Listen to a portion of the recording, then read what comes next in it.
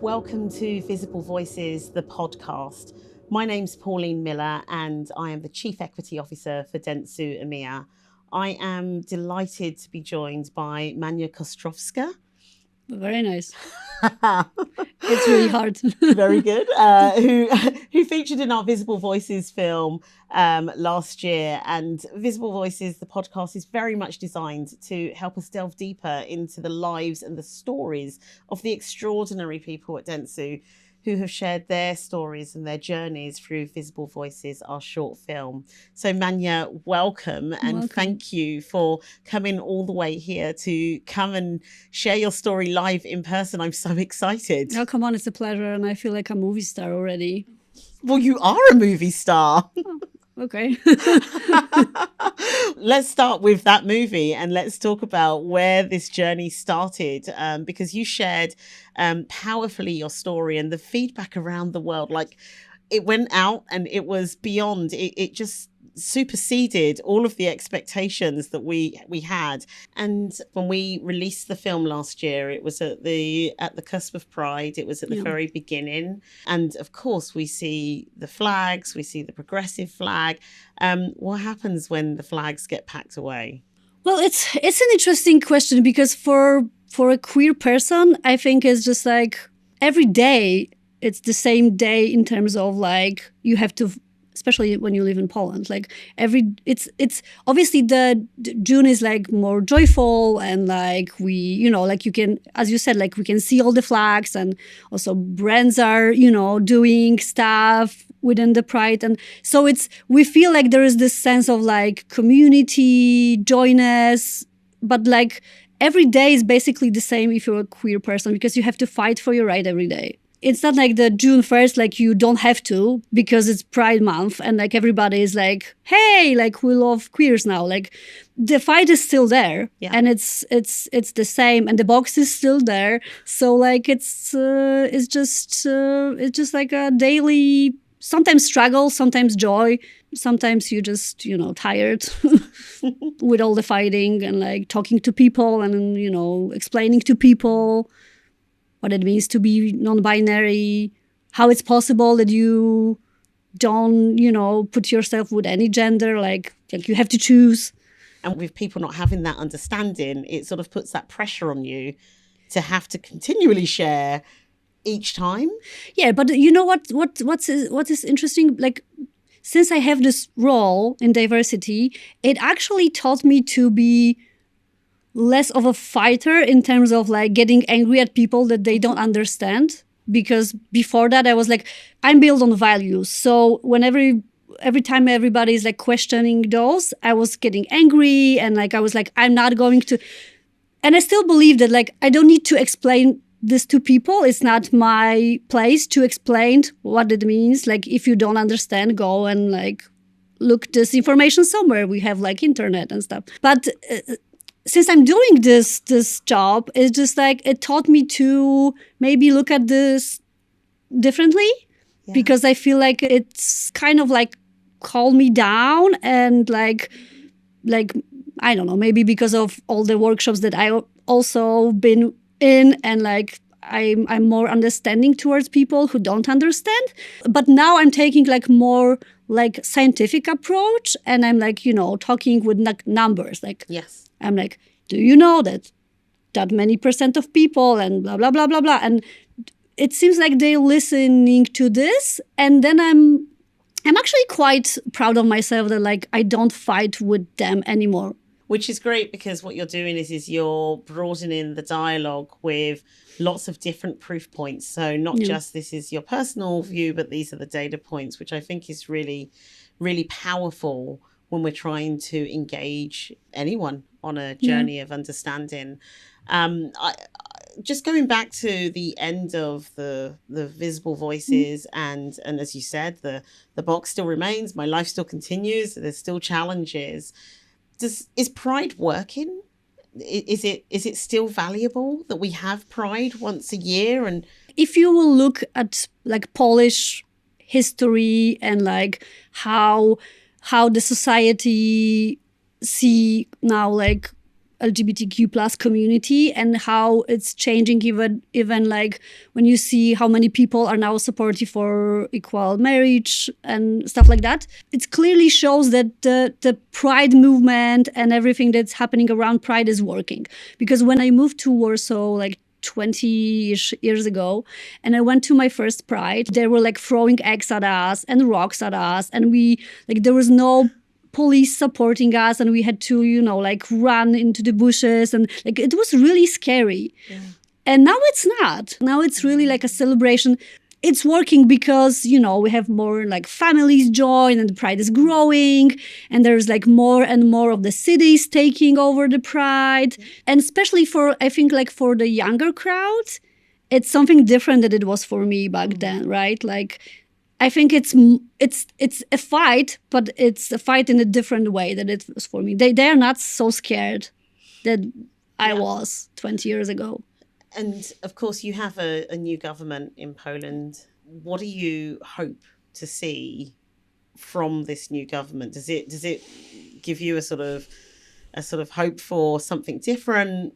Yeah, we do have a new government, and every government is better than the government that we had, because it was just like really horrible towards like every civil rights, not only like LGBTQ plus community, but also women and everybody. And there is still hope, but it's not like it's like a leftist party is ruling, like, which will be my dream, but it's more like of a center. Mm-hmm. So there are still lots of conservatives in the new government. So even though they promised, how do you call it, like civil partnership? Yes. They promised it within like 100 days. Didn't happen, because obviously they now arguing with themselves about like what should be allowed and what not. And it just is like, the community is so tired of like, it's just the same story over and over again. Mm. It started 20 years ago and it's still happening, and they are promising. And basically who vote for the new government is young people, women, and obviously also LGBTQ plus community, because we believed that they will make the changes. They didn't make any changes yet. But what I can see is changing is the narrative of the conversation. Right. Like, so we are allowed into the government and we are allowed to talk. And there is like, NGOs talking to government. And we do have some pretty cool, like, minister people. So yeah, I believe some change will happen. Yeah. But it's still a long way for, crucial changes. Do you see a role? So, of course, you've got the NGOs campaigning, you've got the government somewhere in the middle. Do you see a role that corporates also have to play in helping to move society forward?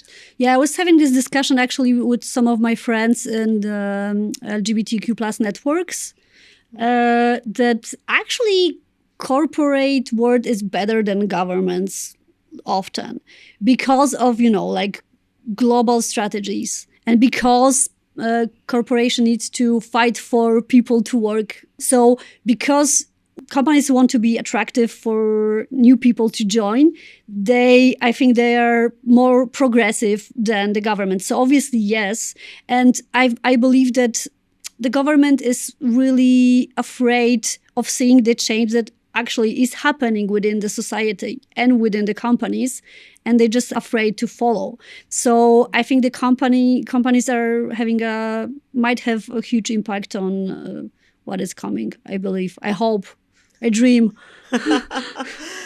You talked a little bit about your role, and so what's the journey been like for you since moving into this role, and in fact splitting yourself in half and doing 2 roles? Yeah. You could share some of that. Yeah. This role is really interesting to me, not only as, like my experience growing professionally, but also like personally. I was always a business person. Mm-hmm. I know how to do business, but it's different working with so many different people, also in so many different markets, and it requires different set of skills, which is really interesting to me because I learn so much. And it's an amazing actually journey, and it's just like for me, also being from the business side, it's actually like sometimes I feel like I have too many ideas because, like on one hand, like there's all this stuff that I wanted to do for the community, for the dentsu community, right? Like to grow the inclusive culture, right? But also I'm a business person. So I'm always thinking about clients, about marketing strategies, about like how to make more inclusive products. So sometimes I feel like I should need like a third role, but obviously I don't have time to, like, because you know this, that like the AI is associated so much with working with people within the company and not that much working with the clients on the products, which I believe is, harmful for the holistic approach of DEI. And because I want to combine this, I have so many ideas and so many I don't have time to do everything that I would love to. And I'm also this first year was really interesting because I had to put all the ideas into strategy. And I was like, there's no way I'm going to do it in 1 year. And I'm always like this, like I want to do everything. And I'm like, no, like think of like long-term plan. Like this is very exciting. And I wish I could clone myself and like have more manias. I wish we could clone you too. Yeah. But I think what's important with what you're saying is that as much as we want to get done, it takes time. Yeah. All of this doesn't get done in a day. Yeah, exactly. So I think it's a really interesting journey and a reflection of yours to see how much being in the role changes some of what you can do and it's changing so rapidly, right? Like the DEI itself is changing. So like you're doing something, but then it's already like there's new things like neurodiversity and stuff like that coming up. Since I started to doing this, there's like more and more people approaching me, being like, this is amazing that things are happening, but like, let's do this and this and this. I'm like, yeah, perfect. But like, slow down. Like we cannot do it like as you said, but like it's exciting. And I feel like, I don't know, like I feel good, coming to work and going home, doing important stuff for people. And in terms of enabling you to do this work and enabling you to make progress, how important has it been to have the right leadership in place? I think it's crucial. I think it's every company is as good as the leadership is. So if you have a leadership that is understanding, but also like what I learned this year, it's not only about like being open and like, but it's about doing stuff. Yeah. It's about taking actions. And if you don't take actions, then like you can just, talk about it. And it's also fine to kind of like create the, like the environment, but you need to have leadership who is willing to work with you. And I have this, amazing privilege to have it. But it's also a journey for everybody, for leadership as well, right? So like everybody needs to understand that it's a journey that will probably never end, which is cool because then we will still have our jobs. Then we still have jobs. That's okay. In fact, in talking about the sort of evolution and, what's happening around the world at the moment, and we know there are so many challenges across the world, whether that's political, whether that's the outputs of the pandemic, the well-being, etc. But we also see that there's a slight backlash in some countries around DEI and what we should be doing around diversity. Do you see that impacting locally in Poland, or do you see that actually you have so much more to do that the rest of the world is sort of not impacting the efforts? Yeah, I would say I don't see that impacting in Poland and probably in CE as well, because we are not there yet to take steps back. We still we don't have like an active conversation about like trans rights. We have so poor legislation in terms of trans rights that there's barely anything. Like, I think I also talk about it in Visible Voices, like to legally have a transition in Poland, you have to sue your parents to basically, and it's not even about suing your parents. They have to tell they made a mistake when you were, you are not what you born as. This is horrible. So we are not there yet to have this conversation that is happening in UK and in America. I mean, I think people that are listening to your story, and for those that are truly passionate about DEI and advancing it, will look at you and say, you have the perfect job. Yeah. you get to do your client partner work and to continue to work with clients, and you get to work on DEI. Can I ask first, how did you make that happen? I always was like really active and like eager to change stuff. And when I joined dentsu, like after a couple of years, I was like, let's just like do some stuff, right? just like, I don't know, like, so I was just, and when I was getting to know more and more people in company, and I feel like I'm really good in making connections, I was like, okay, so we are doing this onboarding session. So maybe I will just like come and talk about diversity. And they were like, okay. So, and people were like, oh, this is cool. This is fun. We have this Mania person, like maybe she can do another thing. And also because, I was working with so many NGOs and knew something about trans people. I knew something about like, non-binary. And also I feel like being non-binary is a huge, like a door opener, because they're like, oh, she's non-binary. Like, we don't know what that means, but this is, interesting. And just as like I was doing more and more and more stuff, just like under the table kind of. And then, one day the opportunity came. Yeah, the opportunity came and they asked me like, do you want to do it? I was like, hell yeah, I want to do it. Like I was waiting for it, but I was also really scared because, like it was just like, it's something different doing it just like because it's passion. Yeah. And something different when, like you're supposed to be now in charge of like 7 markets and you will have this boss in London and like, but it was just like, I was like, yeah, but it was scary, but it was just like this good, scary, exciting, like, let's do it. And obviously you've transitioned from what's a passion to a profession. And I say that all the time, like DEI is not just a passion project, but the work that we do becomes a profession. Yeah. So what else did you have to do to be ready for that profession? How did you prepare and educate yourself?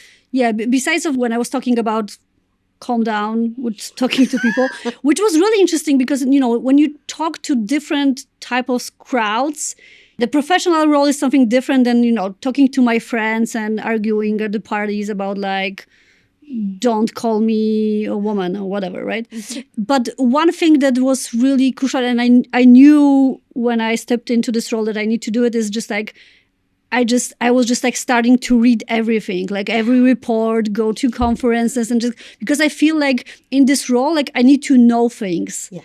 Like I'm not saying that in a business role you don't, but it's different.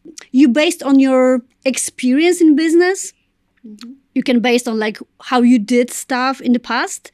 And here, like, because I said like everything is changing, like you need to be up to, new reports, data points, like what's happening, like case studies, like everything, just like, and I actually like this part of the job, because I feel smarter. And it's, like when you say, like when you're in a meeting, I was like, the study shows, and like you give a number, which is real, obviously. And then people are like, oh, this is interesting. And I remember that like, I was always like this in conferences when people like, the study shows something. I was like, oh, this is interesting. I have to look it up. So now I'm this person. You're that person. Yeah. Let's talk about that creative side and the other half of your job, because the other half of your job is you're a client partner. Yeah. You work with clients. You run a team who work full time with clients. How do you bring the two together? Like, do clients even want this? Are they interested? Mm-hmm. I think they are more and more interested in this. And since I became also this DEI director, I feel like now I'm always like trying to put something from the diversity field to stuff. But also I have such an amazing team who is actually helping me to do the client job. I know Poland is not UK and like not USA, but like clients are getting more and more interested. But like I think it's just like they are interested, but they don't know how to be really, like, how to put it, from which side to put the diversity into the work and into the project. Yeah. So actually being the DEI director is helping me to start the conversation. Right. Like being in this role is opening the doors to talking to the clients, because I'm not a business person who try to sell something. Yes. I'm a person who start the conversation. Yes. Yeah. From this role, Yeah. right? From this area, which is actually, I think, the better way to not being like, hey, do you have a budget for this year? Like, let's do this campaign. It's just like, how do you think of yourself this year? Like in terms of values, in terms of like your strategy, and like, so it's just like this different approach, which I believe it's actually a perfect approach for just like to take in business. And of course, you'll have built relationships with your clients, but are there some clients, and it may not be your clients, it may be others in the broader market, who actually want to go, I'm not interested. No. And how do you deal with that, both in work and then also personally? Yeah. There are some clients, but it's not DEI related, that I would always say I would probably not work, but this is just like the value piece in me. But like, I think that everybody is ready when they're ready.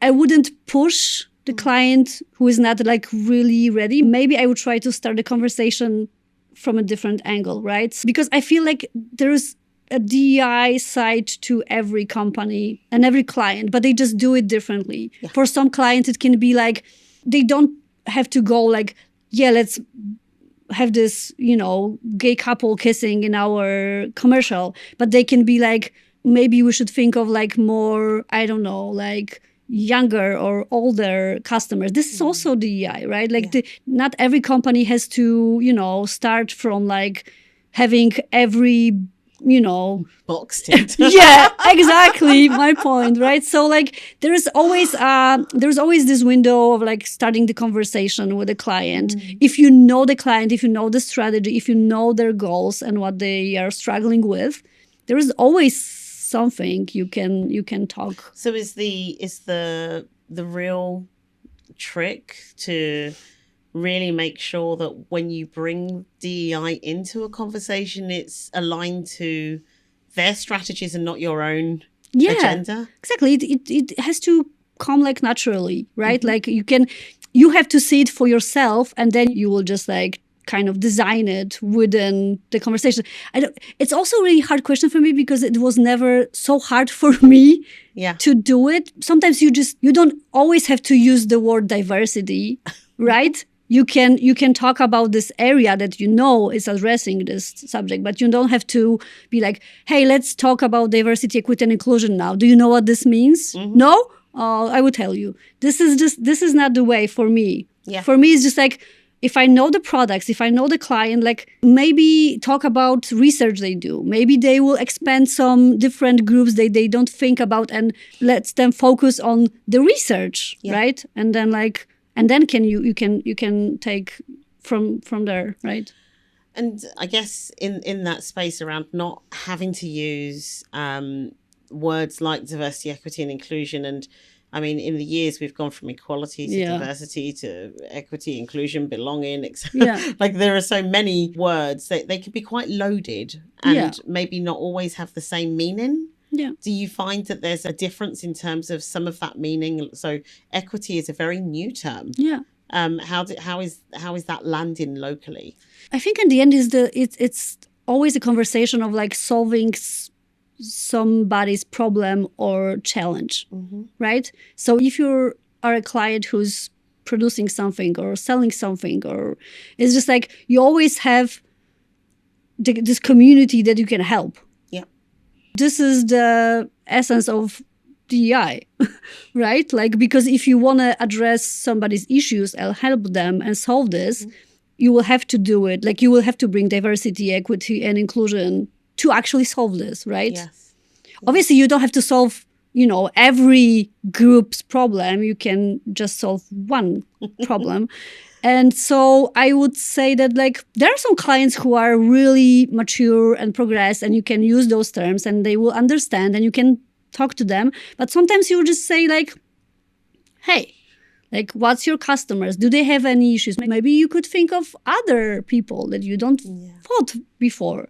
I know this campaign is like comments a lot, and like there's a myth of like Gillette being like, people don't buy Gillette because they did this campaign of like, do you know the trans? This is the group that we can help, and also with MasterCard with the true name. This is exactly the essence of like solving a issue of somebody and also doing DEI. But without it being, this is my DEI. Yeah, this is I'm doing my DEI strategy. I'm just helping a community that is, and it's actually those are like the best campaigns that are like, I'm always crying when I'm, like just obviously I'm also non-binary, so probably there is this, but the simplest solution are, in my opinion, always the best. Well, you just mentioned, and it was going to be my next question. You see how we know each other already? We know each other. We are so connected. You mentioned, obviously I'm non-binary, and yes, you put that's out on the world stage. Does that create a pressure as a role model? Do you see yourself now, or are people looking at you and saying, you're now a role model for me? I also identify as non-binary, and like I didn't, or I couldn't speak about it before you shared your story. Have you seen any of that? Did not happen to me directly that somebody was like, hey, you are a role model because I'm non-binary. Since I'm in dentsu, because obviously 20 years ago it was an issue. 20 years ago I didn't came out as non-binary at all. But like, because I'm doing it, saying about it, like really it's just like my everyday topic, I feel like it's making people more open and brave to talk about whatever they want to talk about. So I wouldn't call it a pressure. Okay. I actually feel really privileged because I can share this, and because, like this is, I feel really safe in my life and in dentsu, and Poland is not that great country, but I never felt unsafe. Maybe because I'm also like, I don't know, because, I'm 41 and I was talking about it for 20 years. So now it's just like my life. But yeah, there are people coming to me and being like, you are so brave. And everybody in dentsu now is using the they, them, and they are talking to like, they're actually pretty cool at this. And like I can see it year and year, more people are like. So they're using the pronouns to me and to themselves. They're using the pronouns to me, kind of like wanted to impress me that they know how to use it, which is so sweet and so cool, because I know lots of them, they don't identifying themselves as not binary, but like they're just like, hey, you and you and you. And this is so funny. And then so I can be seen as a role model, but nobody, like if the non-binary person will come to me, I will just like hug them and will be so proud. Well, someone once told me you don't get to pick if you're a role model, you just are. So you have to, the people will see you as a role model because you are. And as that role model, as somebody that has been on a journey and is open and able to share their story, and it's part of who you are, what advice do you give to someone who's maybe just starting out in this industry or just starting out in any role, and they're trying to be themselves and they want to be themselves? I'm afraid of answering this question that I actually want to answer, because it can be only my like story and my experience. But like for me, what was the one thing that, put me when I'm here is just like, I never did the shortcuts. And I was always like really honest with myself and with everybody. So like I changed companies when like I felt like there's not my place to be, and that like people are not seeing me for who I am. There was this one experience I remember, like I changed one of the companies, and then I told myself, like, I was like, never again. Like if I cannot be myself, like 100%, like this is not my place.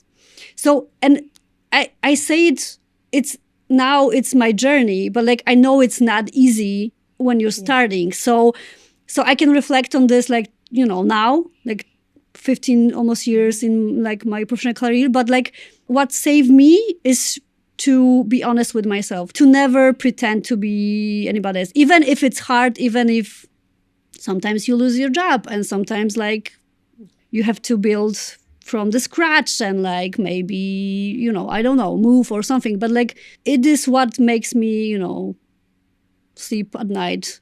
Yeah. That you were true to yourself every day. I absolutely love that. Visible Voices was a platform. We designed it as a platform to really make change in the world. So far, we're hoping that we are making that change. What do you hope to see, whether that's in the world, whether it's in Poland, whether it's just for your community? What change do you hope to see? I would dream to see no wars in the world. And I feel like everything that is evil in this world comes from not respecting each other and from wanting to have power and money. I would want this world to be more kind to each other. That's amazing. I really want to thank you for the conversation. I have loved every minute of it. Thank you so much. Your journey is amazing, and I know that you will continue to strive for world peace. Thank you so much. Thank you so much, Pauline. It was a pleasure. Well, thank you very much for joining us. You've just been listening to Mania Kostrzewska, our client partner and DEI director on Visible Voices, the podcast. As you've just heard, there is an amazing journey that has taken place as we've gone on a transformation around pride and around LGBTQ plus equality, but there's still so much more to do. Join us next time for Visible Voices, the podcast. Thank you.